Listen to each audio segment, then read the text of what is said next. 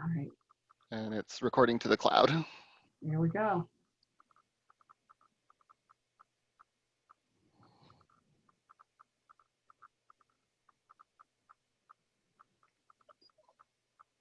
As long as you have full screen, you're clear for recording.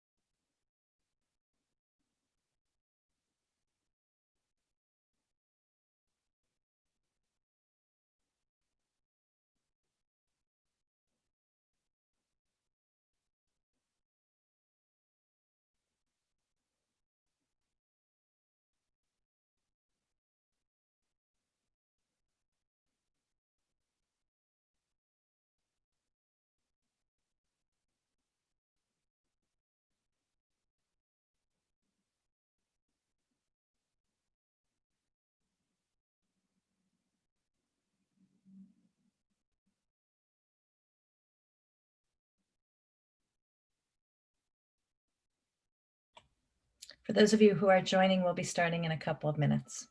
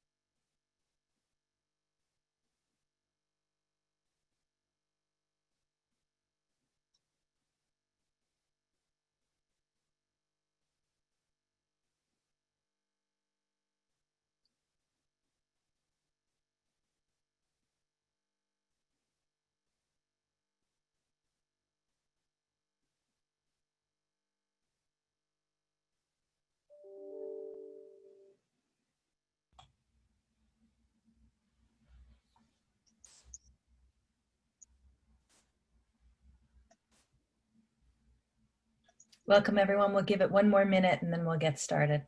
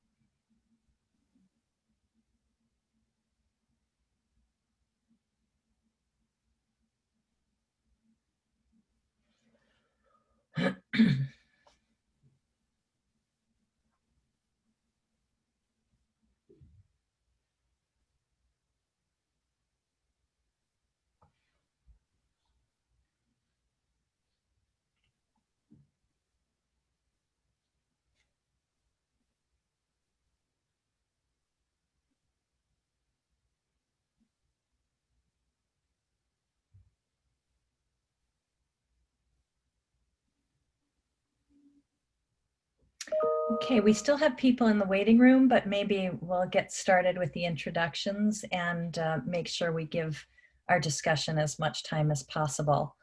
Welcome to the special Exploring Climate Solutions webinar series on equity and environmental justice in climate solutions.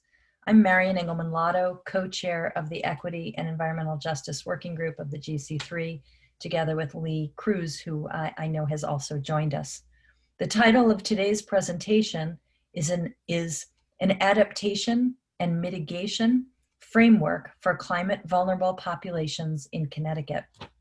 Before we start today, I want to remind everyone that the working groups of the GC3 have posted draft reports for public review on the GC3 website and is accepting written comments by email as well.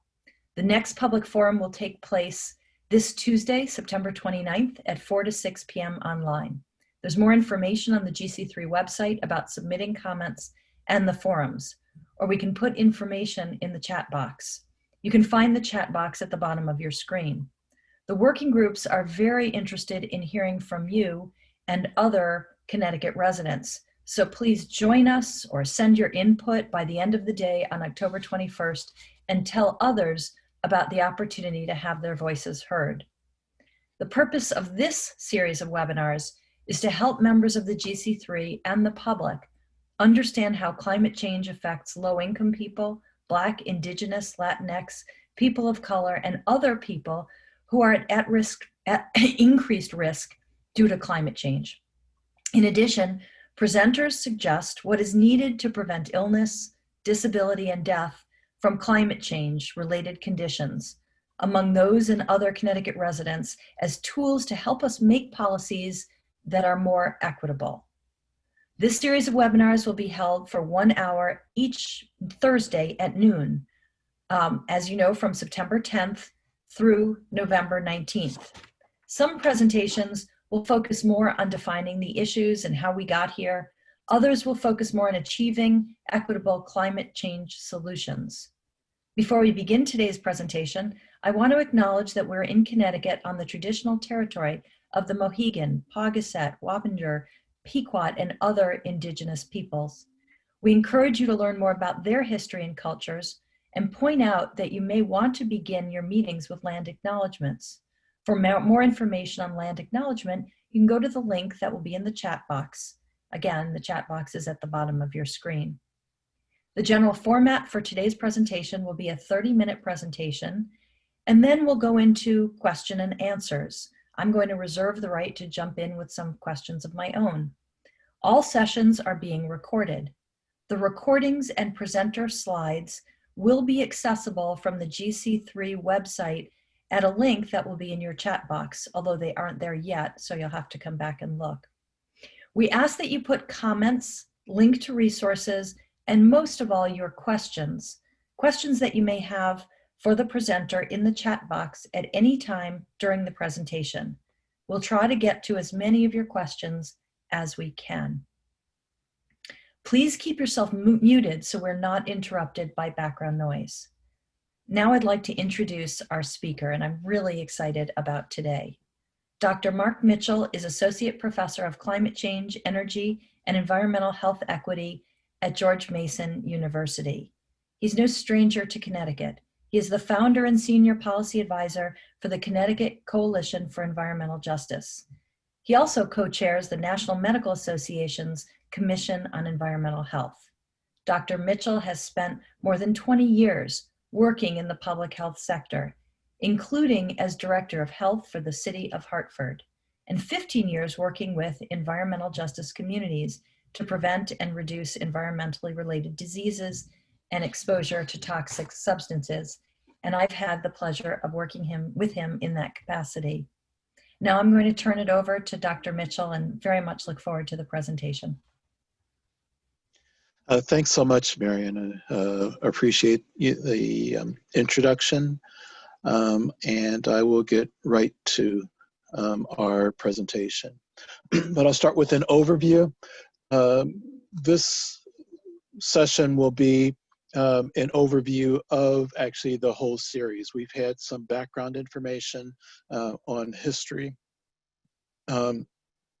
But we will talk about the Governor's Council on Climate Change, Equity, and Environmental Justice work group, what we're doing, the purpose of this Climate Solutions webinar series. We'll talk about definitions of systemic racism, environmental racism, environmental justice, climate justice. Then I'll focus on climate and equity, climate and health, and cumulative risk. Then I will talk more broadly about my recommendations for the approach that GC3 should take to climate mitigation and adaptation planning, and then wind up with the talking about the need for funding for environmental justice and how to address that, and then we will summarize. So the Governor's Council on Climate Change, or GC3, Equity and Environmental Justice Working Group, has a focus on developing resources for the GC3 to enable it to incorporate equity into mitigation and adaptation planning. We are also asking the GC3 to similarly provide impacted communities with resources. The products that the Equity and Environmental Justice Working Group are developing include the link to and engagement of subject area experts in the various climate equity topics in the GC3 process. You know, there are people in Connecticut who are working in each of these areas around equity and environmental justice, who we have tried to contact to engage them in this process. The Equity and Environmental Justice Working Group has also reviewed all of the other work group reports and made recommendations on those reports, and in addition have submitted separate recommendations and highlighted some of the recommendations from the other work groups. We also have developed a public participation guidance. Originally was a guidance for in-person meeting. However, due to the coronavirus and we have come up with additional guidance for public participation remotely. We also have developed, or in the process of developing, an environmental justice mapping tool, and we have launched this series of EEJ webinars for the GC3. And we're hoping to similarly develop resources for engaging communities. So the purpose of the EEJ and Climate Solutions webinar series is not to assign blame or to instill guilt. We want to explain how the policies got us where we are today. Most of the policies were intentional, but some of them had unintentional consequences. So that's why we started with the history of environmental justice and racial policies in Connecticut. And of course, the US policies have impacted us in Connecticut also. Then we talked about the social determinants of health and health disparities. So we also want to describe the current realities for those who are most vulnerable and provide subject area experts who can provide ideas and tools to incorporate equity into climate planning. So we have had last week a webinar on energy affordability, and many of our future webinars will focus on these areas. And then, of course, we want to provide a perspective from special populations that should be considered, in addition to the African American, Latinx, and low wealth populations that we are focusing on. These include indigenous peoples, disabled people, and youth, and future generations. So we'll get into the definitions. So what is systemic racism? Want to make it clear that systemic racism is not an insult. It's actually a description of the processes that are taking place. It's a description of policies that involve multiple institutional disciplines that have disproportionate racial effects, whether they are intended or not. Examples of policies that have differential racial effects, that is systemic racism, include policing policies, as we saw from the recent verdict in the Breonna Taylor murders. We also saw that in the George Floyd death, the stop and frisk policies. The justice system also has inequities, as we see in the disproportionate incarceration rates, I apologize, as well as the health system disparities in the uninsured rates. Housing policies, for example, access to home ownership. So in Hartford, for example, where I live, 75% of the population is in rental housing. And we know that home ownership is the way that most Americans acquire wealth. And so that's saying that 75% of our population is not in a position to acquire wealth like most Americans. And as you know, 80% of the Hartford population is Black or Latino. So economic policies also have racial disparate effects. For example, wage and income gaps, and then financial policies, such as the ability to get loans and mortgages and interest rates on loans.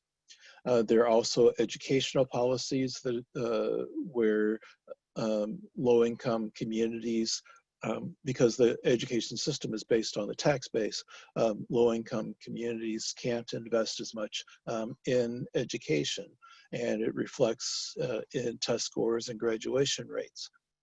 And transportation policies, such as access to jobs and public transportation that provide access to jobs. There's a differential use in transportation. You know, the amount of money that is spent on public transit versus highways. It costs somewhere between $15 and $25 million for every mile of highway. So all of these policies are more work to disadvantage people of color at all income levels. But the good news is that these are the same policies that we need to change. I guess it's not really good news, that we need to change as far as addressing the climate change. But when we are changing those policies, we have the opportunity to make the policies fairer and more just. So what is environmental racism? Environmental racism is systemic racism. Right now, the greatest predictor of where environmental hazards are placed is not where low-income people are. It's not where there are as few people as possible to be exposed. It's the percentage of people of color. And this is true in Connecticut. There was a study done in the 1990s by the Department of Environmental Protection, and the University of Hartford also did a similar study showing that people of color have the greatest association with where environmental hazards are placed. And this is also true in the United States and globally.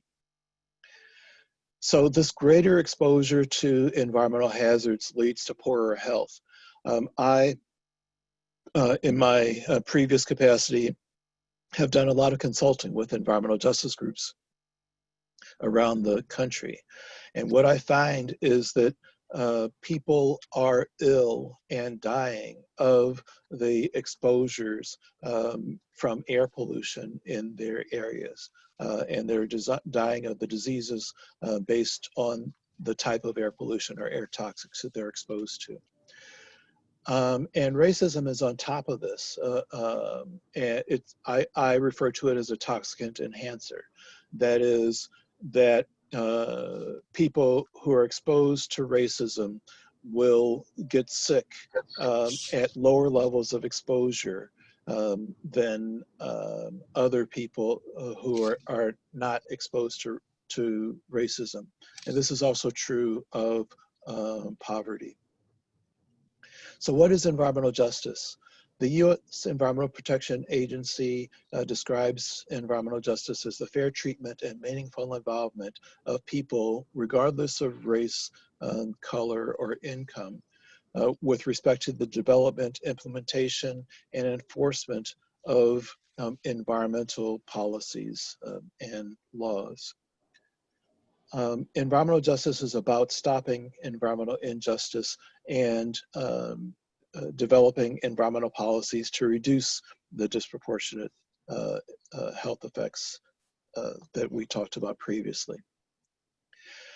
But when the EPA defines environmental justice, they define fair treatment as meaning that no group of people, including racial, ethnic, or socioeconomic groups, should bear a disproportionate share of negative environmental consequences. And they also define meaningful involvement as involvement of those most impacted in the individual, corporate, and government decision-making processes in a way that they can change the outcome of the process by their involvement. So what is climate justice? Climate justice is simply applying the environmental justice principles to climate change policies. So environmental justice organizations are community-based grassroots organization led by people of color, low-income people, or those otherwise most impacted by environmental injustices.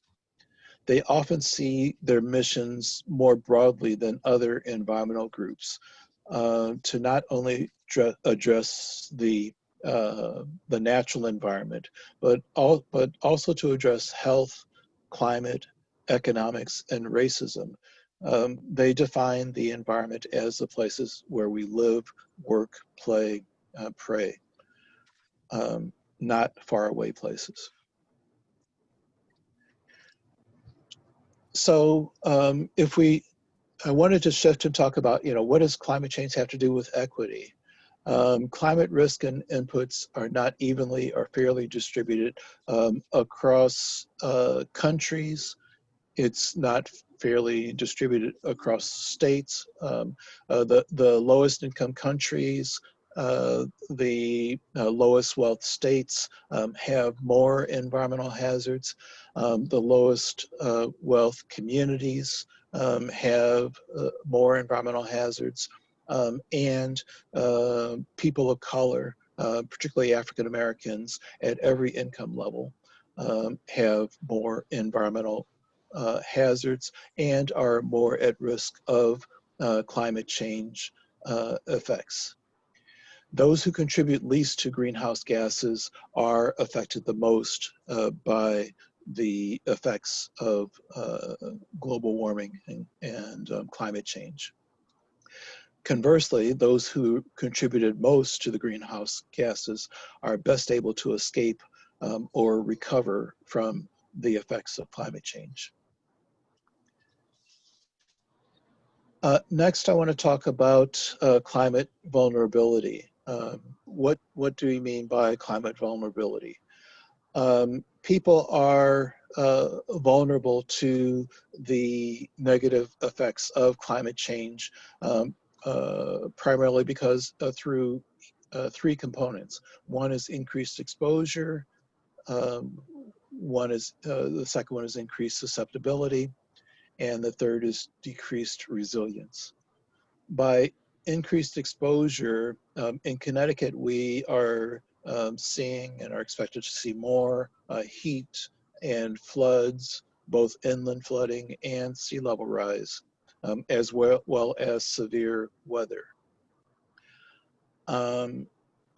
So for example, in my condominium complex in Hartford in July, we had a 2.5-inch rainfall in 1 hour, 2.5 inches in 1 hour.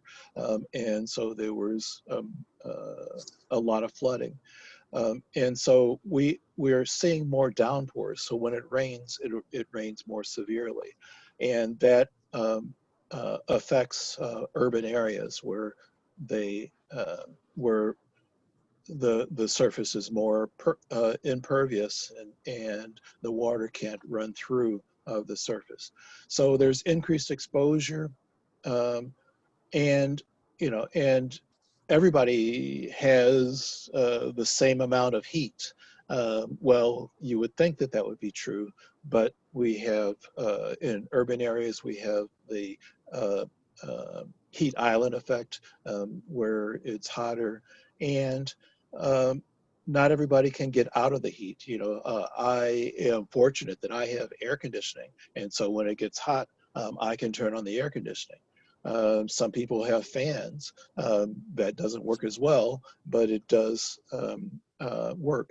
But if you're working outdoors, if you don't have air conditioning, then you cannot be, then you have those exposures that some of us are privileged to not have.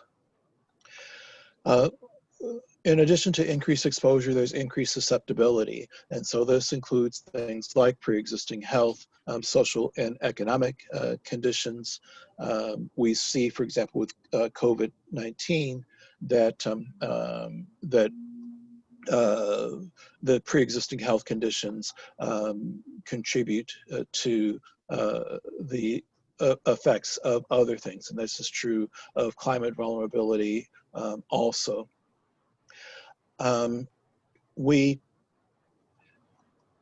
then there's decreased resilience. And by resilience, we mean the capacity to anticipate, plan for, and reduce the dangers of climate change effects. And I'll point out later that the process of planning and education builds resilience in its own right. But the lack of power, both political and personal, resources and opportunities decreases resilience. So next, I'll give you some examples of health disparities in the environment. In the United States, the West Indian or Afro-Caribbean immigrants are in better health than African Americans for one generation. And then their health drops down to that of African Americans. In Connecticut, asthma is 50% higher in urban school districts when compared to rural school districts. Asthma deaths are 6 times higher in Black males between the ages of 15 and 24 than white males with that same age group. More than half of lead-poisoned children in Connecticut are Black or Latino. We also see disparities in cancer, diabetes, lupus, depression, hyperactivity disorders, low birth weight, and a number of other health conditions. And so, last week we talked about the social determinants of health, and so this is what this refers to. So I wanted to also define health inequities. These are preventable differences in health outcomes resulting from policies that are unfair, unjust, predictable, and changeable. I wanted to give an example of the difference between being unfair and unjust. So, for example, in the recent Breonna Taylor verdict, they provided her family with millions of dollars for her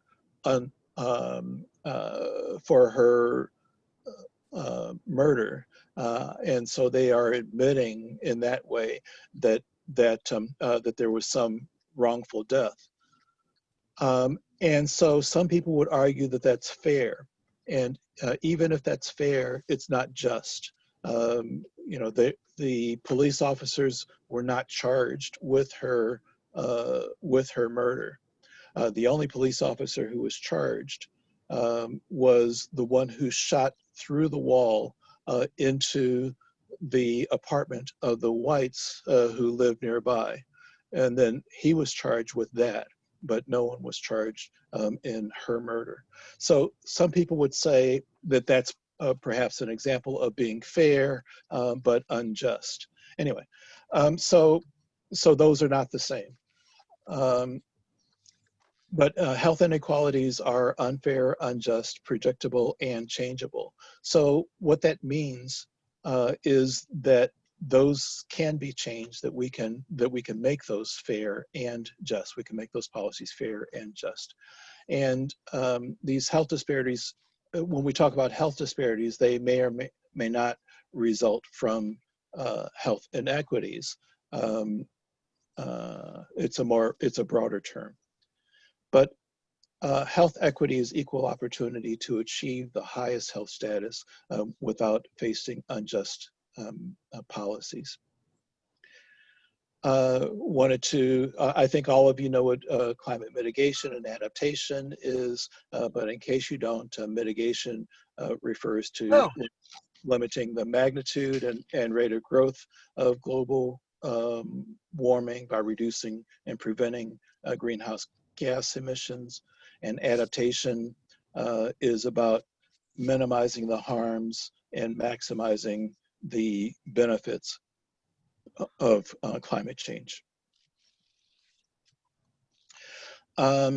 There's also a difference between equality versus equity.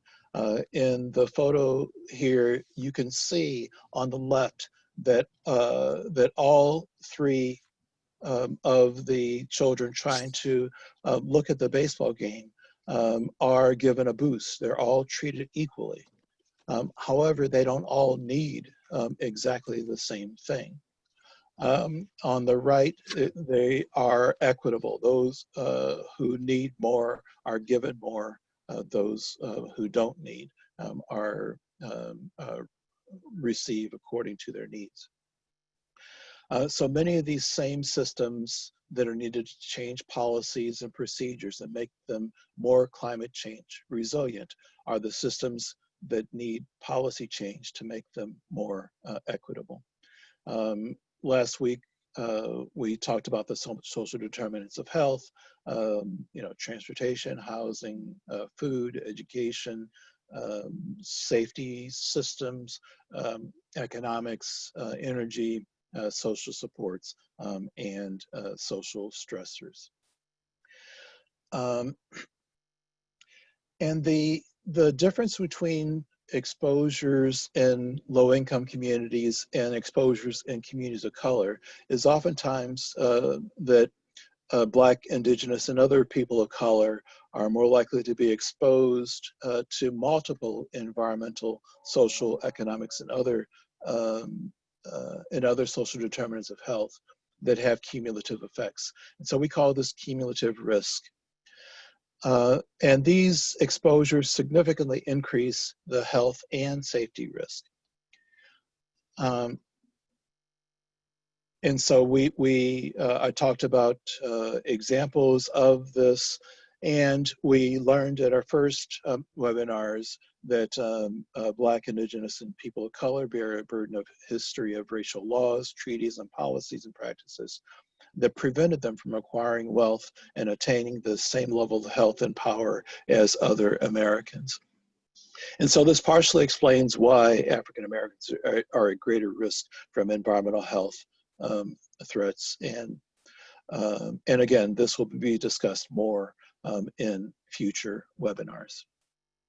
So what is the approach that I'm recommending to equitable mitigation and adaptation planning for the GC3 process?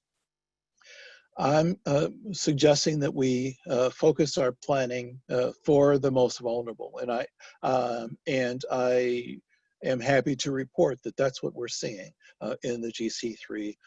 That we are, because of the governor's initiative, focusing on planning for the most vulnerable. And the question is, who's most vulnerable? Well, the populations that are most vulnerable vary by the type of threat and the geographic location. And when you engage these populations in the planning process, they oftentimes have the experience and the expertise, as well as the information needed to develop more effective plans. We are recommending that the Equity and Environmental Justice Group is recommending hyperlocal adaptation planning. The threats and responses vary by geographic location across the state, and there should be state funding to plan for each municipality to pay for them to plan for each town. Also, the people who are most affected, as we said before, need to be included in the planning from the beginning, and they also need state funding to engage in the geographic and specialized planning. Priority should be given to adopting climate policies that provide the most immediate health and other benefits to those who are already affected by climate change, by heat, by air pollution. So the approach to equitable mitigation and adaptation planning actually requires both a top-down and a bottom-up approach. The best adaptation plans require local knowledge and support. We can build statewide maps, but they need to be refined on the local level. We can't tell you which roads in your community flood when there's a downpour. But you can, and people in your community can do that. The GC3 can provide guidance, tools, support, and seek financing for this process.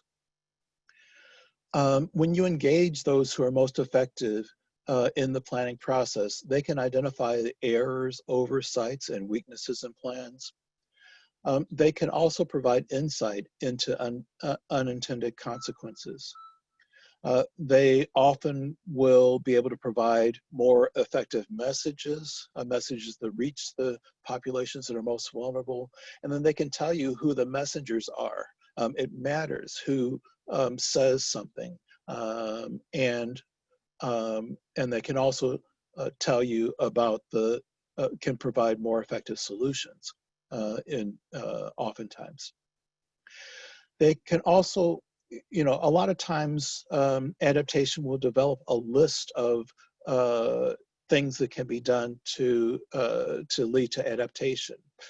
But the community groups are oftentimes in a position to prioritize those adaptation options.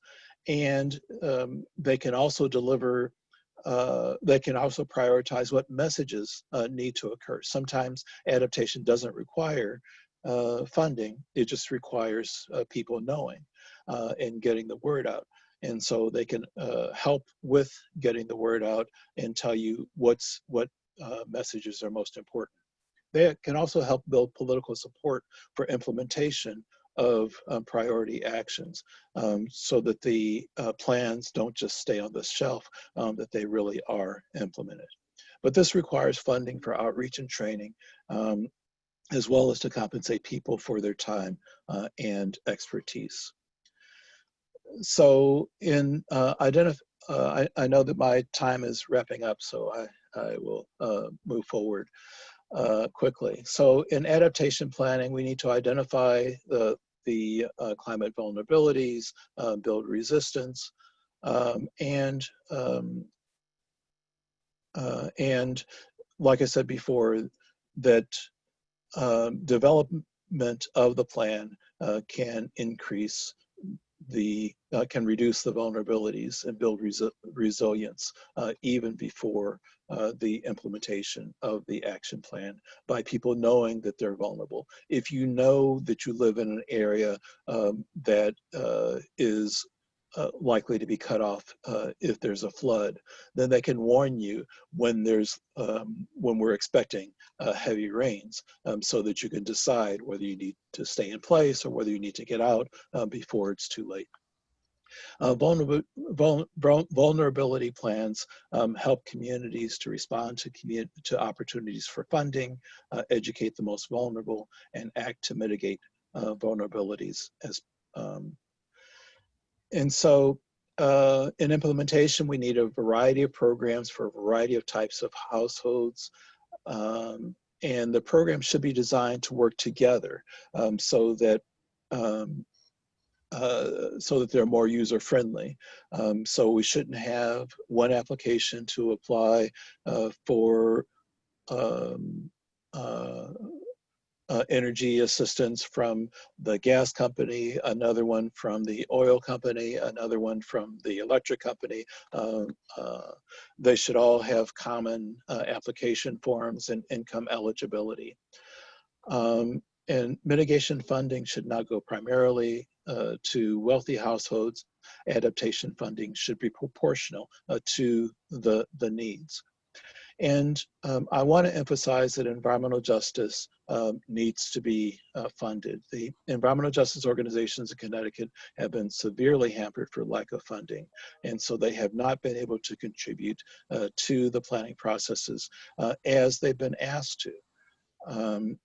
It's critically important to get state funding to educate and to engage impacted communities in the GC3 process, particularly on the local level.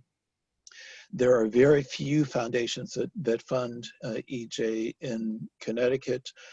We need to increase those, and we need to look at other ways of funding environmental justice. In summary, those who are most vulnerable to climate change are often those who have contributed the least to the problem.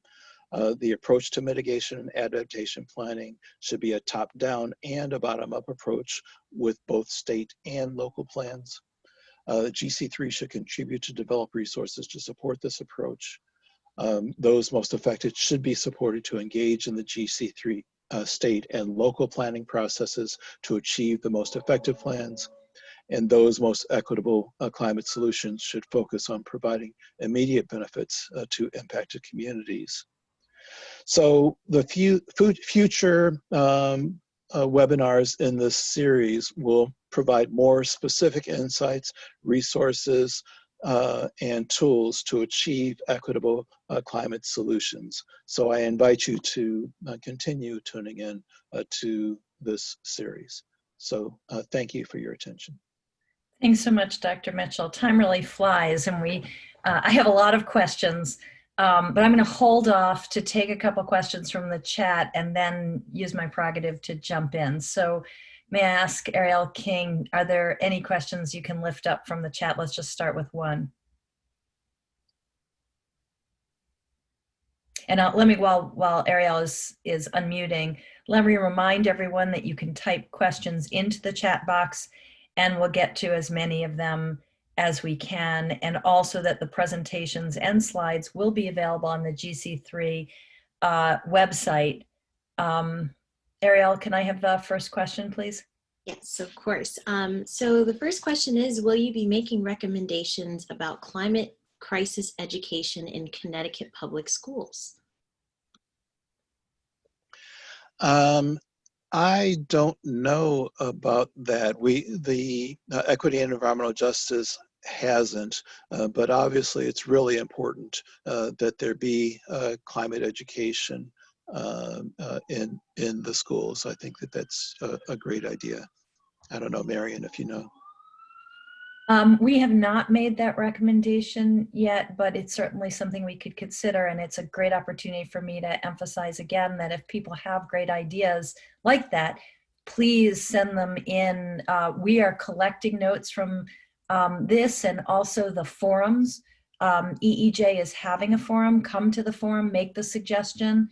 And also you can send suggestions in, and we'll be able to incorporate those suggestions into our report.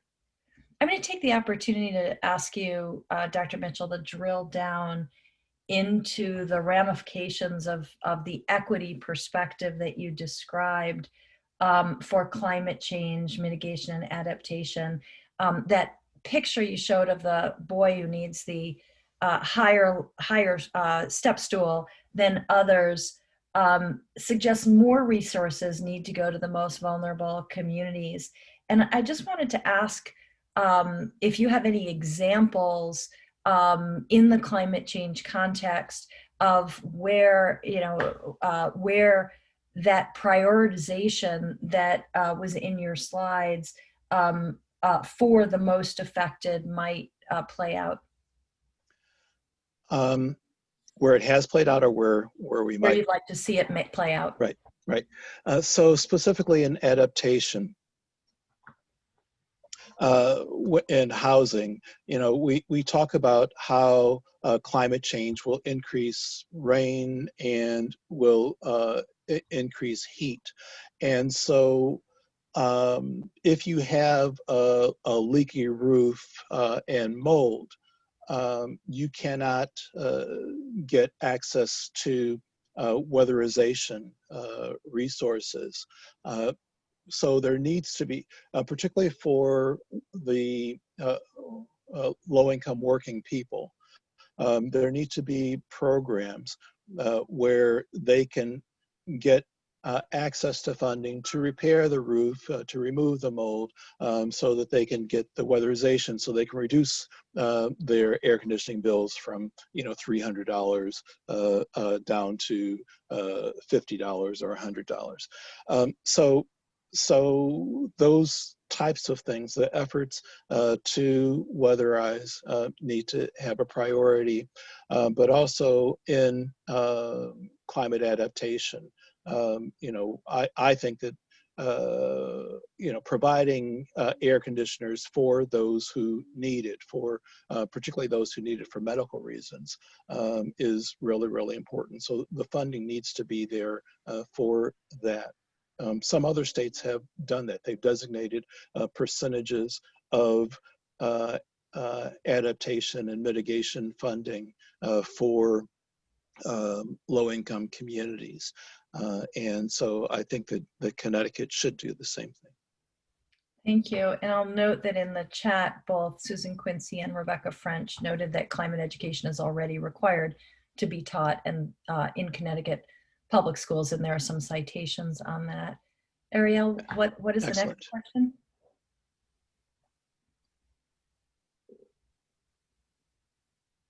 Ariel, do we have a next question?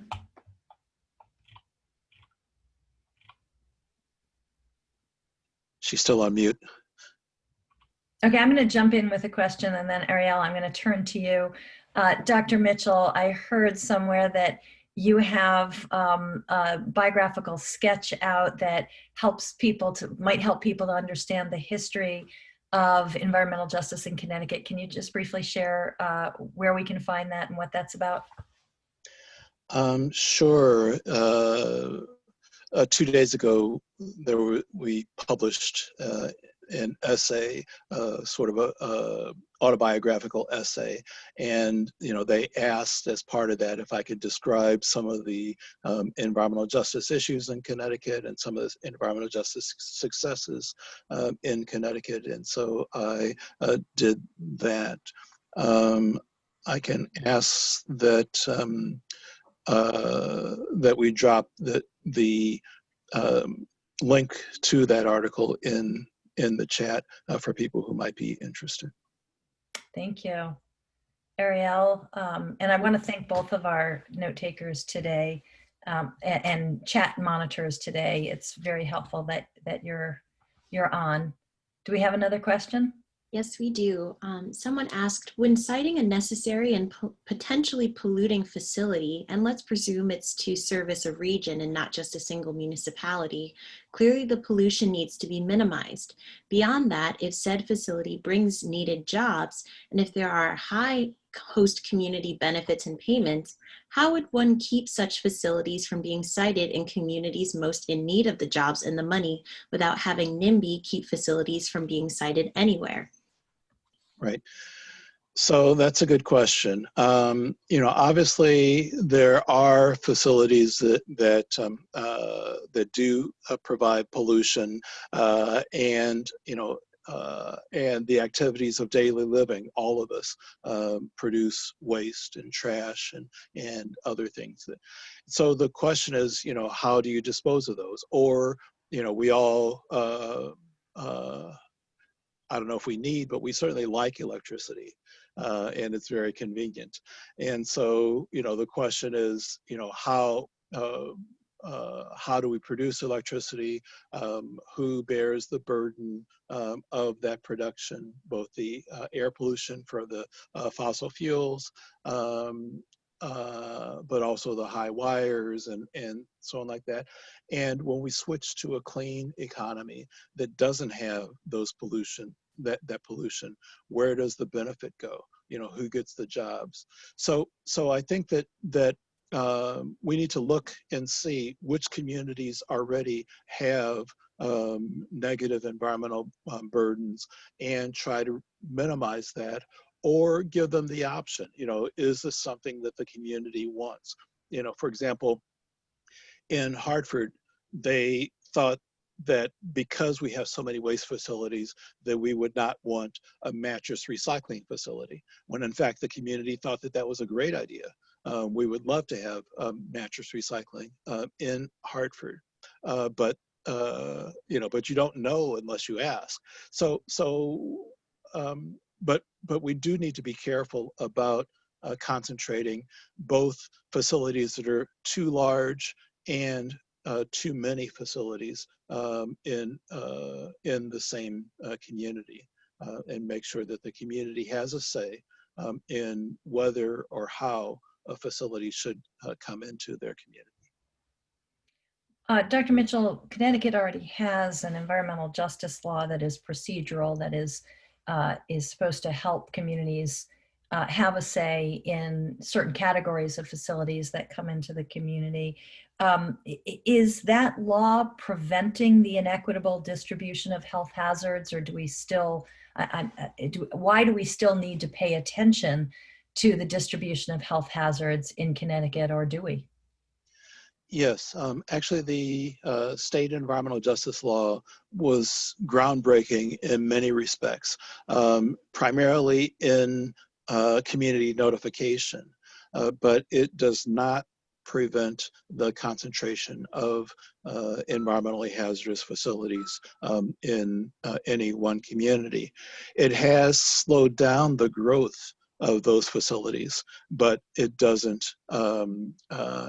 change that. Environmental justice principles are not that we should be providing environmental hazards all around the state. That's not what we believe. We believe that we should minimize the effects for everybody, the untoward health effects and other effects for all people, and that everybody should bear their fair share of any negative environmental consequences that are a result of modern living. Thank you. Ariel, do you and Deja Curtis have any other questions in the chat? We do. We actually have quite a few. So another one is, are there any local groups doing community organizing who may not see themselves as EJ groups, but actually have the community leadership and relationships to conduct an effective environmental justice work? Yes, there are many, many organizations that are grassroots organizations, and community-based organizations that do not necessarily see themselves as climate, and that's part of why we need the education, because because most people don't think in terms of climate. They think in terms of breathing and air pollution, water pollution, or disability. And don't see the links. So, for example, I was just talking yesterday to AFCAMP, the executive directors of the Afro-Caribbean American parents of children with disabilities.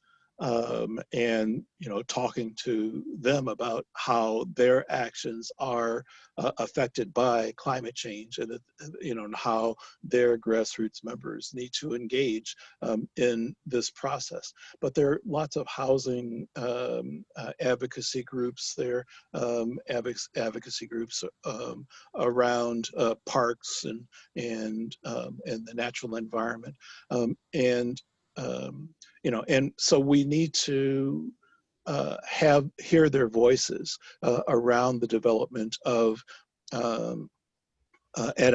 climate adaptation, and mitigation plans. Need their expertise, and need to engage them. I would note there's also a lot more discussion in the chat about school programs, and we can return to that at some point, but whether they're authorized or required, so there's more to be said there. But let's move on to another topic. There's a lot of good questions and comments in the chat. Ariel. The next question is it better to implement climate policies and programs that provide short-term fixes to the most vulnerable people, but aren't sustainable because they don't fully address the long-term issues, or to take more time to find a sustainable and long-term solution that will take longer to implement, but will address issues more fully for these vulnerable communities? Well, often, obviously both need to be done, and oftentimes they're one and the same. A lot of times when we are reducing when we're switching to cleaner fuel, reducing greenhouse gases, we are also reducing air pollution. We know that over 1 million African Americans live within a half a mile of natural gas facilities or pipelines, and suffer the asthma that's associated with that, as well as cancer and other diseases. And so we can make sure to shut down those types of facilities that are located so for example, Waterbury, a few years back, there was a concern from a lot of environmental groups about liquefied natural gas facility being placed 7 miles off of the coast, the Connecticut coast, concerned about the dangers of explosions. Yet the year before that, they put a liquefied natural gas compression facility in the middle of Waterbury in the valley, and they built new gas-fired power plants where the stacks in the valley went up to the level of the households of the largely Latino neighborhoods in the surrounding hills. So they got the air pollution directly. We need to address those issues first.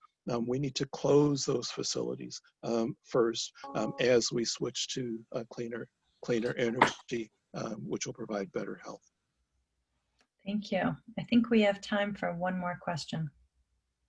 All right, so that question is, one place where the difference between equality and equity stands out starkly is the test for how ratepayer funds for energy efficiency incentives are spent. Is it based on how much ratepayers' funds are received from a given census tract and how closely that aligns with expenditures on incentives in that same tract? Need is completely disregarded. How can people address this situation in a public forum? Yes, I agree that there needs to be equity in the way that energy efficiency and clean energy dollars are spent in Connecticut. And that's one of the things that we are hoping to get towards addressing in this process. But comments from from people like that commenter are helpful, and recommendations are helpful. It will require a more substantial process to get that into policy. But I think that that it certainly is needed, and certainly is possible. Thank you so much. We unfortunately need to wrap up this session. I want to thank Dr. Mitchell particularly, and would also like to thank Deja Curtis and Ariel King, our chat monitors, and Deep, that's made all this possible, and all of you for participating in this week's webinar. I hope that you found it useful. Next week's webinar on October 1st from noon to 1 is on transportation and climate justice. And I am sure it's going to be engaging and thought-provoking as well. I'd like to remind you to register for it if you haven't already done so. And that concludes our session. Thank you, Dr. Mitchell. Thank you, and thanks all of you for attending the session.